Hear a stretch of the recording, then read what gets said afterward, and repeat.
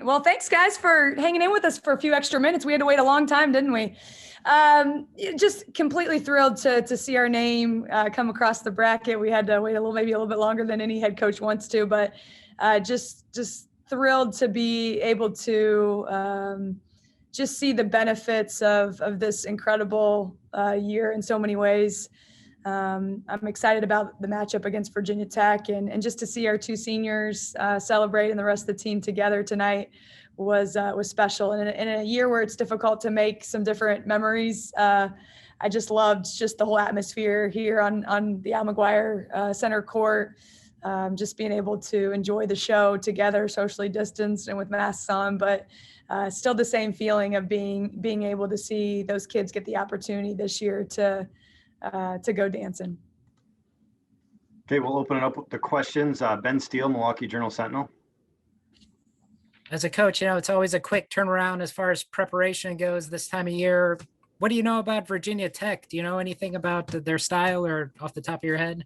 Yeah, I know their head coach, fairly well, Kenny Brooks. When I was on the East Coast coaching at George Washington, he was at James Madison and then moved on to Virginia Tech. Very, very good coach. His teams play extremely hard. I've gotten to see him a couple times on TV, just having a game on in the background. And I know they're led by a really good post player. And then Shepard, who I remember back in the AAU days, watching her as a youngster. She's had a heck of a career there. And that'll be our kind of purpose once I get off with you guys. We're going to, roll up our sleeves and get watching a ton of film and, look at different statistical categories and start to put together our game plan for I guess it's Sunday, right? Yeah, Sunday. It's good. Play early. We don't have to wait till I saw some of those teams had to play Monday night at like 10 p.m. Eastern. And I'm like, oh, I'm glad I'm one of the first ones. We'll go to Kristen with the wire. Hey, Coach. So this is obviously your first go around with Marquette in the NCAA tournament, as last year it was canceled due to COVID-19. So what are your feelings? Are you excited and ready to finally get down there with the team?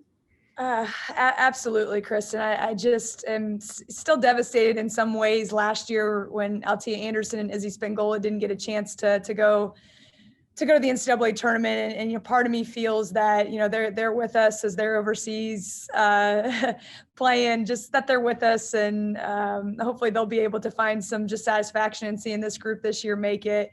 It was pretty devastating for not only our team but a ton of teams around the country last year to have basketball shut down. But even in a year where it was even, challenging mentally, physically, for our team to be able to win as many games as we did in this situation, I'm just extremely proud of them. And I think just the emotion of hearing your name call, and, I think we felt pretty good we were getting in, but just to finally be able to just celebrate with each other and say, now anything can happen. You get in the big dance and, hopefully you get hot and go on a little bit of a run. So I'm really looking forward to represent along with UConn, the Big East, and show, what Marquette basketball is all about, down in Texas. Yeah. So what's kind of like the message to the team before you guys head down there?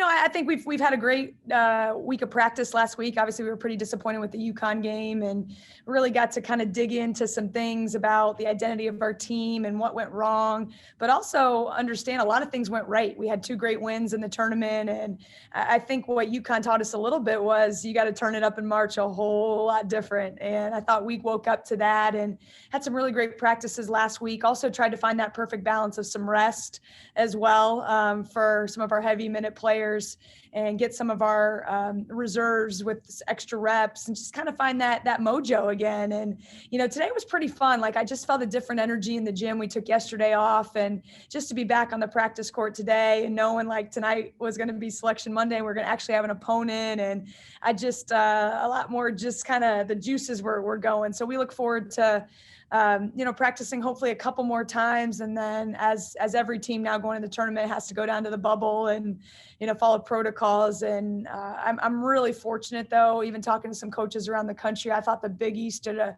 tremendous job last week of preparing us for that bubble and that isolation and keeping our student athletes and coaching staffs as safe as possible. So I think we're going to be prepared when we go down there to handle what the NCAA has set up for us.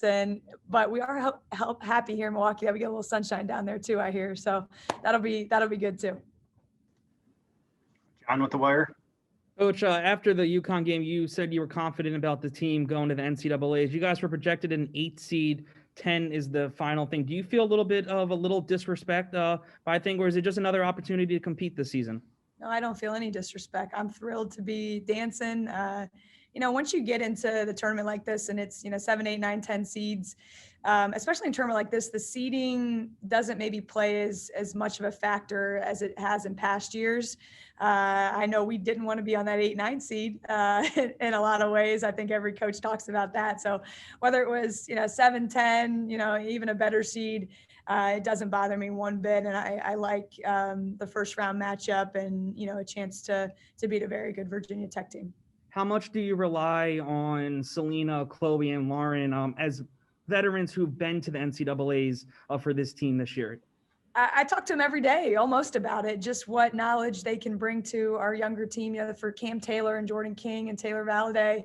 And our sophomore group, it'll be their first time, dancing. And I know Selena and Louie have always been constants for us and just, steady in everything they do and say. But I know they're already talking what March means and, have done a great job after, our loss against Connecticut to get us refocused and help our coaching staff with the message. And, I think there's something to be said about a couple kids who have already played in the NCAA tournament and know kind of the one and done mentality and the way they're going to be focused in film sessions and, extra workouts and on court practice. I know they're going to bring great knowledge for all of us. Go to Megan Caffrey. Congratulations, Coach. I know you were just saying a little bit, you hope your team's able to go on a little bit of a run. When you think about this group of players, this group of women that you've got with you, what is it about them that makes you feel confident as a coach that they've got that in them to go potentially on a little bit of a run in this tournament? I think we have a team in the NCAA tournament that's pretty balanced. I think we've been, I think one of the best teams in the country playing, team basketball. We share the basketball. We've been able to rebound the ball well. We've had different people who can have big nights.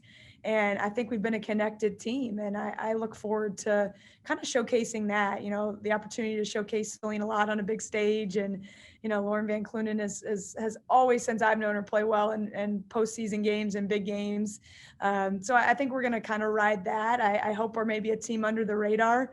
We're not the flashiest team you've ever seen, I guess, compared to maybe some teams across the country. But one of the things about our conference, I think we played against a lot of different styles, obviously having to face Connecticut 3 times. You got DePaul ball where it's, they're pressing you, they can score. We've played the hard-nosed defensive mindset teams like a Creighton that really game plans against you and the athleticism of a Seton Hall. So I feel really good about the different styles we've had to face and win games this season. And I know that's something I'll talk to our team about, that, we're going to be ready whatever Virginia Tech does, and we'll get through that tonight and tomorrow, that we'll be prepared and be confident going into the game.